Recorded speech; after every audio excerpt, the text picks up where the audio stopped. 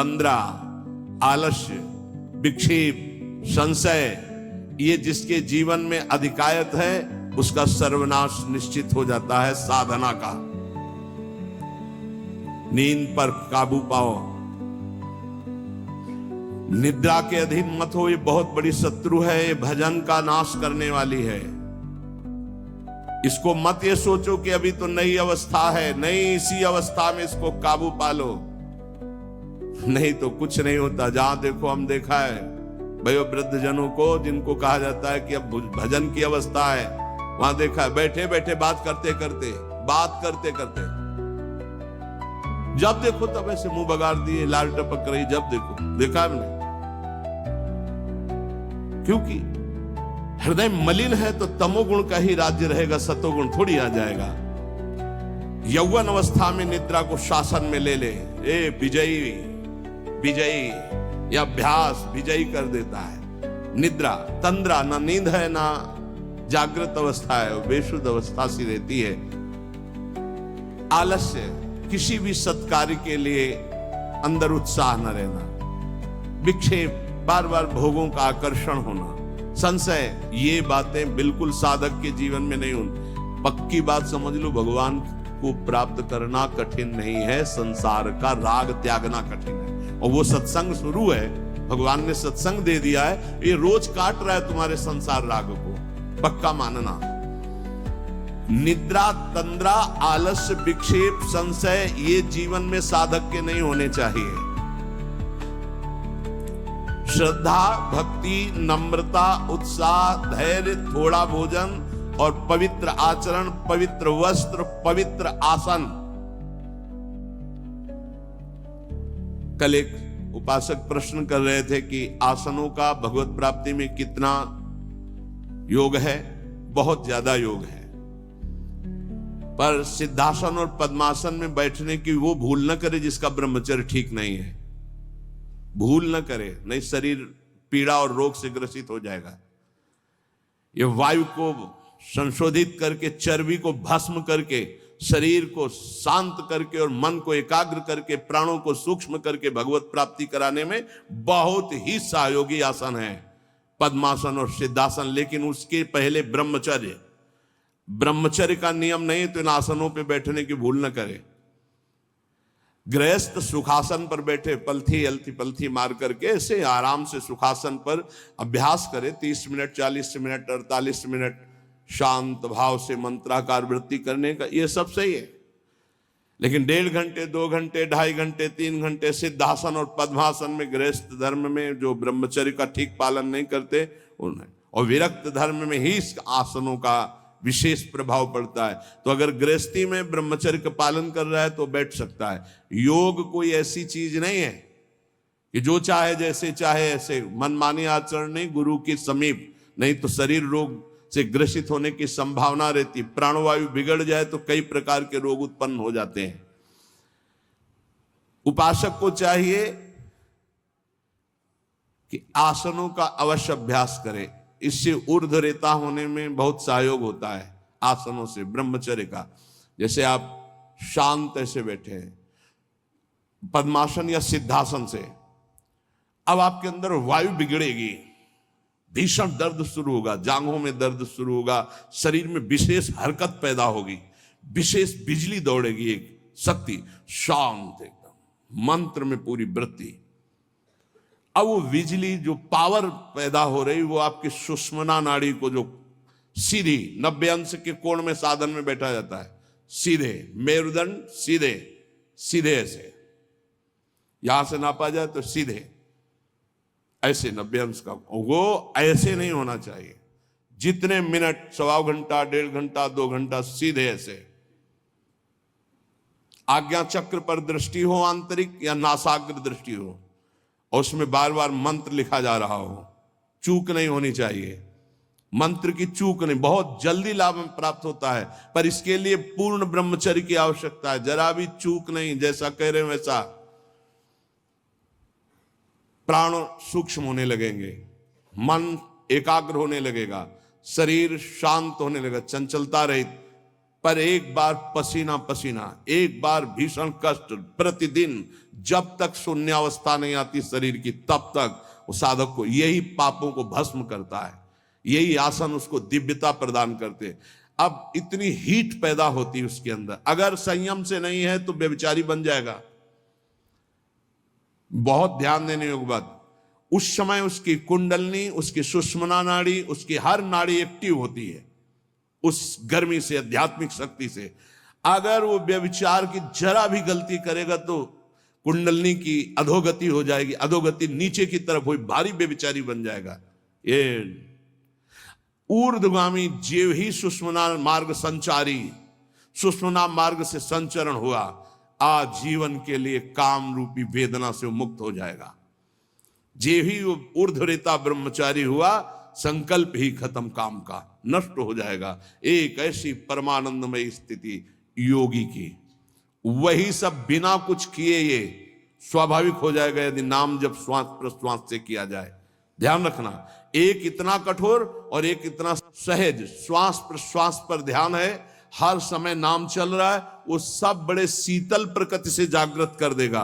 कुंडलनी जागृत हो जाएगी, सुषुम्ना मार्ग संचारी संचरण होने लगेगा। नाम जप में सब सामर्थ्य विराजमान है।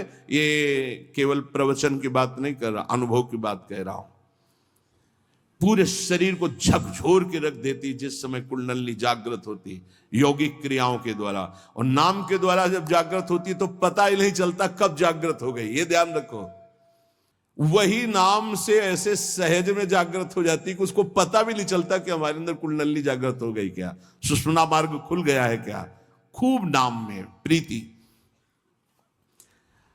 सदाचार पूर्वक आसनों का सेवन, ये तो सदगृहस्थ भी कह सकते। 45 मिनट आप सुखासन पर बैठने का अभ्यास करें। अगर थोड़ा भी परमार्थ पे, कम से कम 24 घंटे में 2 बार आसन में बैठने का तो अभ्यास। सुखासन ऐसे पलथी मारकर ऐसे आराम से, या अर्ध पद्मासन, एक टांग के ऊपर, बाई टांग के ऊपर दाई टांग ऐसे चढ़ा करके आराम से, ये आराम आसन है। जो वयोवृद्ध हैं थोड़ा कुर्सी या सोफा या जैसे भी बैठो, पर ऐसा नहीं कि एक एक मिनट में इधर उधर, थोड़ा सा शांत बैठने की कोशिश करो। ऐसे निरंतर विषयी पुरुष विषय चिंतन करता है तो उसे विषय की आसक्ति प्राप्त हो जाती है। ऐसे भक्त जब भगवान नाम चिंतन करता है तो उसे भगवान में आसक्ति प्राप्त हो जाती है। जैसे विषयी पुरुष विषय चिंतन करता है तो विषयों में आसक्ति हो जाती है जिसमें है ही नहीं कुछ, घृणित स्थानों में आसक्ति हो जाती है। फिर सच्चिदानंद का जब चिंतन होता है तो उसमें आसक्ति हो जाए तो कैसा आनंद होगा। भगवान मेरे समीप हैं, अनुभव हो रहा है। भगवान मेरे को ऐसे 1000 हाथों से ऐसे घेरे हुए हैं। भगवान निश्चय मेरे को स्वीकार कर चुके हैं। ऐसा 3 बातें उपासक को अनुभव होने लगती हैं जिसकी शरणागति पुष्ट हो गई है। भगवान मेरे समीप हैं, देखो महापुरुषों के वचन है।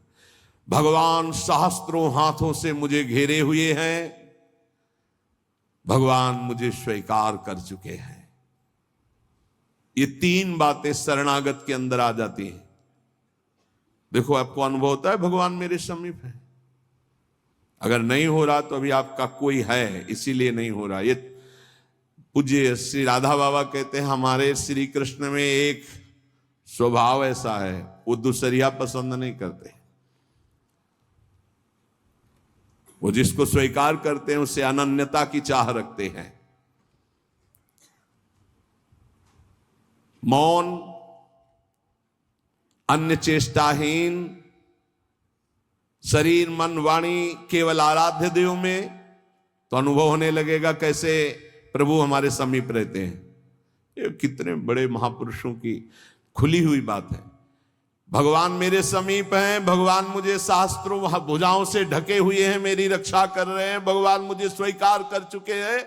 ऐसा शरणागत को अनुभव होता है। आपको यदि अनुभव नहीं हो रहा तो मौन, सारी चेष्टाएं भगवान के लिए, शरीर मन और वाणी प्रभु के चरणों में समर्पित, तो आपको अनुभव होगा प्रभु मेरे समीप है। अनुभव होता है हर उपासक को। जीवित कैसे रहे।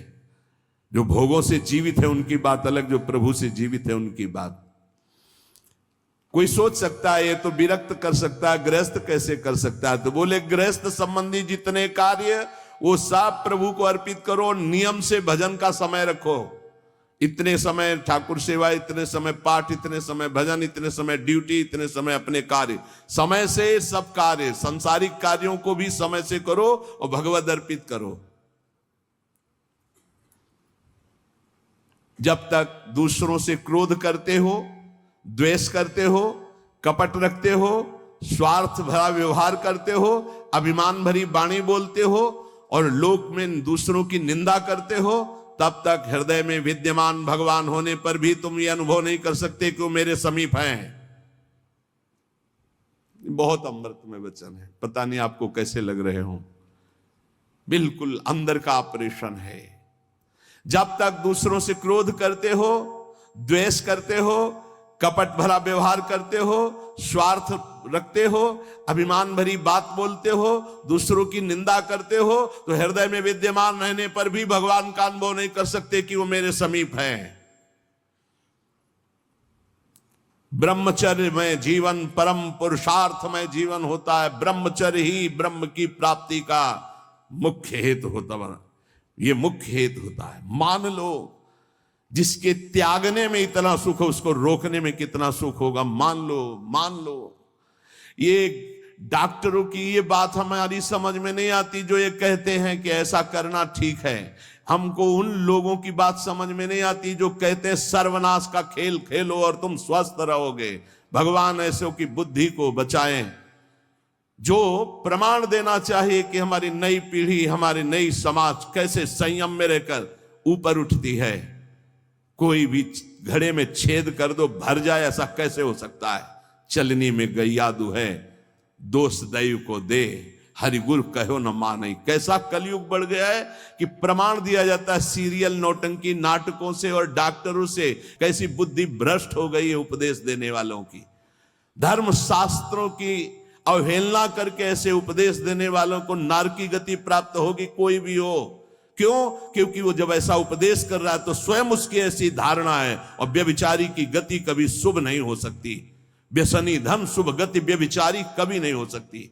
शास्त्र मर्यादा का नाश करने वाले ऐसे लोग प्रमाण देते हैं नाटकों, नौटंकी और फिल्मों का कि ऐसा करना उस फिल्म में कहा गया, ऐसा करना उस। डॉक्टर क्या है? शरीर संबंधी अंगों का ज्ञान रखने वाला है, ना कि वो परमार्थ विजयी योद्धा है। वो काम, क्रोध, लोभ, मोह, मद इनका ऑपरेशन करना जानता है क्या? इतना चाहे जितना तुम डिग्री ले लो, इस शरीर का तुम ज्ञान रख सकते हो, लेकिन मन का और बुद्धि का और परमात्मा तत्व का ज्ञान प्राप्त करने वाले महापुरुषों की, ब्रह्म ऋषियों की वाणियों का खंडन करने का अधिकार नहीं है। उन्हीं की बात से हमारा परमार्थ शुद्ध होता है।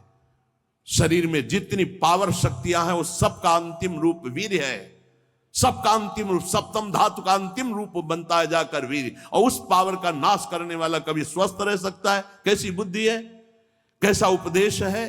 यहां कह रहे हैं कि परमार्थ की शुरुआत ही ब्रह्मचर्य से होती है। इसलिए चाहे गृहस्थ हो चाहे विरक्त, गृहस्थ तो संयम से संतानोत्पत्ति के लिए भगवत प्रणाम करके, भगवत आराधना करके, दिशाओं को नमस्कार करके, तिथि और समय की योग्यता देख करके संतानोत्पत्ति के लिए भगवत पूजा भाव रखकर वो संयोग किया जाता है, सहवास किया जाता है। और भगवान की प्राप्ति के मार्ग में चलने के लिए इसका संचय किया जाता है। ब्रह्मचर्य परम जीवन, परम पुरुषार्थ ब्रह्ममय है। 10,000 वर्ष तक ब्रह्मचर्य रह करके कश्यप जी ने जब संतानोत्पत्ति का संकल्प किया तो विनता जी से भगवान गरुण जी का प्रादुर्भाव हुआ। भगवान अरुण जी का, जो सूर्य के सारथी और जो हरि के वाहन गरुण जी, अरुण जी। फिर 1000 वर्ष तक रहकर तो भगवान वासुकी, भगवान शेष, अनंत फणधारी, इनका जब जब वो सहवास करते तो हजारों वर्ष ब्रह्मचर्य रह के तो बलिष्ठ देवता, बलिष्ठ दैत्य सब उन्हीं से प्रकाशित हुए, कश्यप जी से। ब्रह्मचर्य पूर्वक जीवन कई वर्ष व्यतीत करके नाम जप करते हुए फिर संतान, तो चाहे बालिका हो चाहे बालक, वो जगत मंगल करने वाला हो गए, पशुओं जैसे आचरण से नहीं। ब्रह्मचर्य जिसका ठीक है वही, चाहे गृहस्थ हो चाहे विरक्त, वही परमार्थ पर विजयी हुआ है आज तक। सद्भाषण, सद्विचार, सद्भावना, न्याय निष्ठा, आडंबर पाखंड का त्याग, वही जाकर के धर्मात्मा महात्मा बनता है। इसलिए भक्त को चाहिए कि ब्रह्मचर्य पर विशेष ध्यान दे और रात्रि के सोने के समय ज्यादा सावधान रहे। उस समय वेदना काम की जरूर जागृत होती है, उस समय जरूर ध्यानस्थ रहे, कीर्तन परायण रहे, नाम जप करते हुए शयन करे और शेष भाग रात्रि का भजन में व्यतीत करे। मध्य भाग शयन के लिए, शेष भाग प्रारंभ भजन और उठने के समय भजन। अब आप लोगों की तो दिनचर्या ऐसा है कि अर्धरात्रि से शुरू हो जाती, शेष भाग आने ही नहीं पा। ये जो ब्रह्म मुहूर्त समय कहा जा रहा है, इस समय तो सत्संग हो रहा है आपका। कितना सौभाग्य है कि आप उठना चाहो या ना उठना चाहो, आपकी दिनचर्या ऐसी कि आपको अगर 2:30-3 बजे नहीं उठोगे तो आप अपनी दिनचर्या नहीं कर पाओगे। कितना सौभाग्य कि श्री जी ने ऐसे हमको विवश करके साधन में लगा दिया है। विवश ना चाहे तो भी उपस्थित होना पड़ेगा। जो जबान का खूब लोभी है, भोजन का स्वाद लेने वाला, वो तमोगुणी स्वभाव का हो जाता है। वो कभी जनेंद्री पर विजय प्राप्त नहीं कर सकता, कभी ब्रह्मचारी नहीं हो सकता। लेकिन ये बात जितेंद्रीय महापुरुषों में परीक्षा नहीं की जा सकती। संध्या के समय भोजन करने से भजन में अरुचि पैदा हो जाती, इसलिए संध्या के समय कभी भोजन न करे। भोजन के समय नाम जप जरूर करे, क्योंकि एक एक कवल में जितना बार नाम जप करोगे शरीर में रस जाएगा, वो रस आपको भजन में बढ़ाएगा। टीवी चला के भोजन न पावे, क्योंकि टीवी का दृश्य देख के चिंतन करते हुए भोजन पाओगे तो टीवी में चल रहा है वही तुम्हारे चिंतन में चलेगा, तुम्हें परमार्थ से रहित कर देगा। अगर बहुते कुछ देखने सुनने की आदत है तो उस समय संतों के पावन चरित्रों की चर्चा सुनो, कोई कथा चलाओ, कथा सुनते हुए भोजन पाओ। अगर एकाग्रता पूर्वक भजन करने की रुचि नहीं जागृत हुई तो सत्संग सुनो, संतों के चरित्र सुनो, बड़ा प्रभाव पड़ता है। संतों की छवियां सामने रखनी चाहिए जहां भोजन पाने का हो, कुछ सदुपदेश सामने रखने चाहिए। अपने आप तो बड़ा मंगलमय है, राधा राधा ऐसा नाम चलता रहता है। एक दिन सबके बीच में पाया, बड़ा सुख मिला कि नाम चलता रहता है, आप लोगों के कान में नाम गूंज रहा है। भोजन के पहले हाथ और पैर अच्छे से धो लेना चाहिए। लांग बूट पहन करके भोजन पाते हैं तो पैर क्या धोएंगे। होटल में गए ऐसे जूता पहने ऐसे, अरे पवित्रता जितना रखोगे उतनी बुद्धि शुद्ध होगी। अब तुम खड़े हो बॉर्डर पे, वो बात अलग है सैनिक रूप में, लेकिन सब सैनिक है थोड़ी है। भोजन पहले कैसे पाते थे हम आपको कैसे बताएं, आप हंसोगे गांव की बात सुन करके। जब भोजन पाने जाते थे तो ऊपर के वस्त्र उतार दिए जाते थे। जो पुराने जन है गांव के वो भले जानते हो, आज के आधुनिक क्या जानेंगे। नीचे धोती कांच, पैर हाथ धो के कुल्ला करके, पाटा लकड़ी का उसको धो करके, नीचे ऐसे चौका लगा हुआ है, फिर आते थे। स्टील के पात्र प्रयोग नहीं हो सकते रसोई में या कहीं भी नहीं, कांसे के फूल के ऐसे पात्र होते। जब प्रसाद ऐसे भोग सामने आता तो फिर थोड़ा सा अंगार रख करके 5 कवल वहां स्वाहा स्वाहा, और फिर उसको तब जाकर, ये किसान की बात कह रहे हैं, घर गृहस्थी की बात कर, कोई साधु महात्मा की बात नहीं कह रहे, घर गृहस्थी की। ऐसे आज ना पशुता का कौन बना रहा है, कैसा बना रहा है, कोई मतलब नहीं, खाए जा रहे हैं बस, चर्बी बढ़ी जा रही है, पेट जो है झुकने लायक नहीं रह गया है। 4 सीढ़ी चढ़े तो नए नए बच्चे होश में। ये ज्यादा मोटापा जो चर्बी का है ये बाहरी होटलों वाले भोजन में सब नहीं। हर साधक को 2-4 किलोमीटर दौड़ लगानी चाहिए, 40 मिनट व्यायाम करना चाहिए। व्यायाम जरूरी, शरीर को थकाना ब्रह्मचर्य के लिए आवश्यक है। अब ना मानो तो भगवान जाने, आप क्या करें, कह ही सकते हैं। रसास्वादन के लोभ से जो भोजन किया जाता है वो ब्रह्मचर्य में बड़ा हानिकारक होता है। इंद्रियां वश में नहीं होती, तमोगुण बढ़ जाता है। संध्या के समय भोजन नहीं करना चाहिए, भोजन के समय भाषण नहीं करना चाहिए, हाथ पैर धो करके पवित्र भाव से उत्तर या पूर्व की तरफ मुख करके नाम जप करते हुए भोजन प्रसाद पाना चाहिए, उत्तर या पूर्व की तरफ मुख करके। जो भोजन पाते समय आप चिंतन करोगे उसका 24 घंटे प्रभाव रहेगा, इसलिए नाम जप जरूर करें। कुचिंता, कुप्रवृत्ति, कुसंग ये भोजन से बढ़ जाते हैं। भोजन के समय किसी द्वेषी पुरुष का चिंतन करके जलते हुए पा रहे हो, पूरा 24 घंटे विक्षेप पैदा करेगा। इसीलिए कहा भक्तों के चरित्र जरूर, या कोई सत्संग या भगवान नाम कीर्तन या ऐसे कोई भगवत भक्तों की अंदर से चिंतन वृत्ति रखते हुए भोजन के समय बहुत सावधान। भोजन 24 घंटे के लिए रक्त बनाने वाला पदार्थ जा रहा है, उस समय बहुत बढ़िया चिंतन करते हुए पाना चाहिए। जो एक दूसरे से हंसी मजाक करते हैं, जो सीरियल तमाशा नौटंकी के ऐसे देखते हैं, जो छल भरी बात करते हैं, जो दूसरों के साथ गंदे व्यवहार करते हैं, ऐसे लोगों से भक्ति कर, दूसरों की चर्चा करना भक्ति मार्ग में बहुत ही हानिकारक है। पर चर्चा किसी की नहीं होनी चाहिए, नहीं तो निंदा जरूर हो जाती है। जो हर समय नाम जप करते हैं उनके शरीर में परमाणु नामाकार पैदा होने लगते हैं शरीर से। ऐसे जनों के साथ बैठना, संभाषण करना, उनके साथ भोजन पाना, या उनकी चरण रज या उनका उच्छिष्ट या उनका कुछ दिया हुआ पदार्थ मिले तो नाम जप में बड़ी रुचि बढ़ती है। जो शांत रहता है, वाद विवाद नहीं करता है, भगवत चिंतन परायण है, उसे ही शांताकार पुरुष कहते हैं। शांताकार, शांत रस। वहीं से जो तीर्थों में भ्रमण करता है उसकी चित्त वृत्ति बहुत जल्दी शुद्ध होती है, पर कुभावना और पाप आचरण का त्याग करके तीर्थ भ्रमण। ये बात तुम्हारे मन में कभी नहीं आनी चाहिए कि मैं दुर्बल हूं, मैं गृहस्थ हूं, ये नहीं आनी चाहिए। जब कोई कहता मैं गृहस्थ हूं तो उसी समय कहते ये बोलो मैं भगवान का हूं पर गृहस्थी धर्म से युक्त हूं। ये बोलो, आधी बात क्यों बोलते हो? तुम गृहस्थ हो, आधी बात है। पूरी बात है तुम श्री भगवान के हो पर तुम्हारा गृहस्थ धर्म है। जैसे हम प्रियाजू के हैं पर हमारा विरक्त धर्म है। आप प्रियाजू के हो, आपका गृहस्थ धर्म है। दोनों अपने अपने धर्म का पालन करके प्रियाजू को प्राप्त होंगे।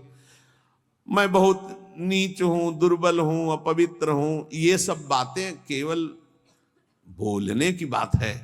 अंदर से बात रहती मैं प्रियाजू को हूं, जैसा भी हूं प्रियाजू का हूं। ज्यादा इनका प्रभाव ना पड़ने पावे अंदर, नहीं तो फिर निरुत्साहित हो जाओगे। नहीं, जैसा भी हूं प्रियाजू का हो। ये मन की दुर्बलता भजन से हटती है, धैर्य एवं उत्साह बढ़ने लगता है जिसका नाम जब चलता है।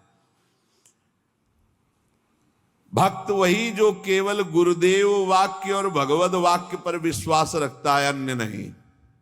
गुरुदेव के वचन और भगवान के वचन बस।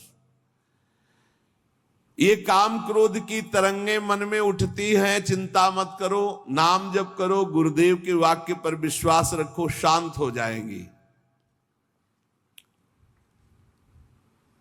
देखो तुम्हें मैं बड़े अनुभव की बात बताता हूं। मैंने अपने प्रभु के नाम से जो प्राप्त किया वो हमको और किसी साधन से नहीं मिला। मैं इस समय मस्त हो रहा हूं। महात्मा श्री हरनाथ ठाकुर जी नाम के बहुत बड़े संत हुए। मैं तुम्हें अपने जीवन के अनुभव की बात बताता हूं। मैं इस समय बहुत मस्त हो रहा हूं नाम जप के द्वारा। कभी भी मैंने सूचि और असुचि का विचार नहीं आने दिया। सूचि माने होता पवित्रता, असुचि माने होता अपवित्रता। कि अपवित्र हूं कि पवित्र हूं इसका विचार नहीं आने दिया। हर समय नाम जप चलता रहा है। तुम्हें सच्ची बतावें, यहां ना कुछ पवित्र है ना अपवित्र है। देखो कैसा मन का नाटक है।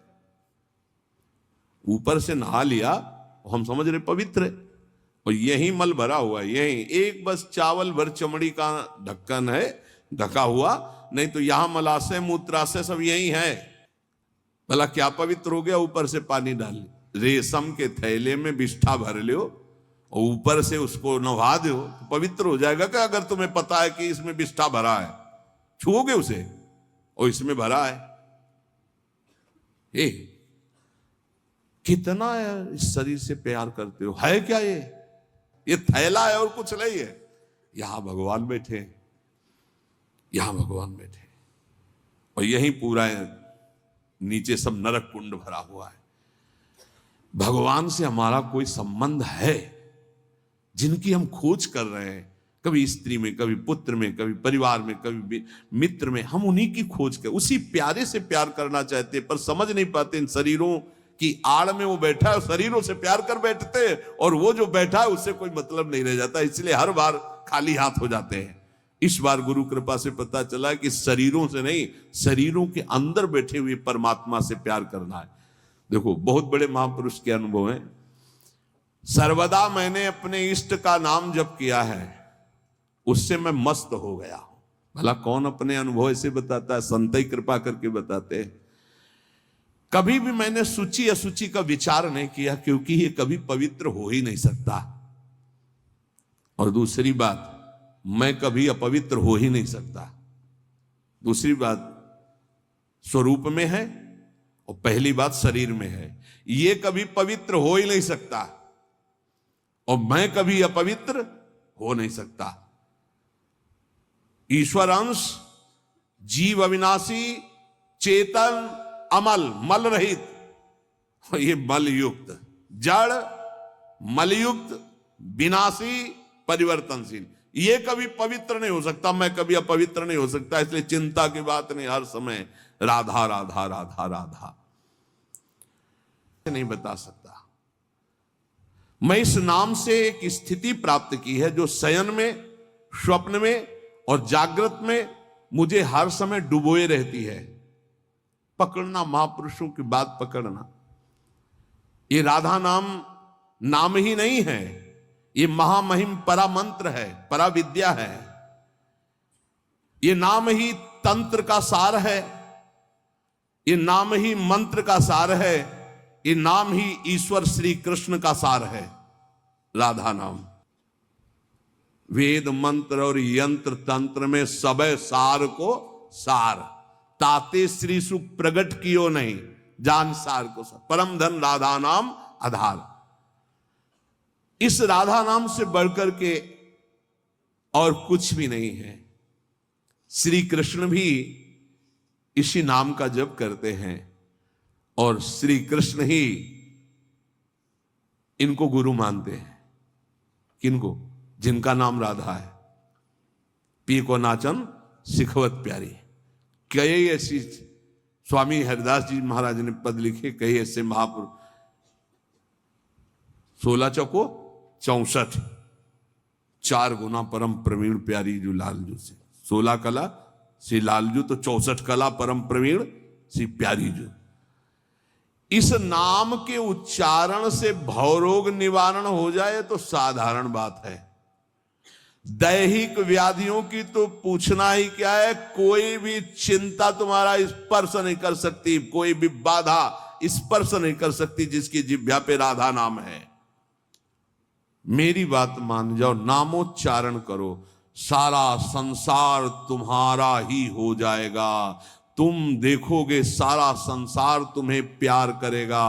तुम चिदानंद रस में मगन रहोगे, निरानंद की छाया भी नहीं छू सकती तुम्हें। आदि भौतिक, आदि दैविक, आध्यात्मिक कोई भी भय नहीं रहेगा।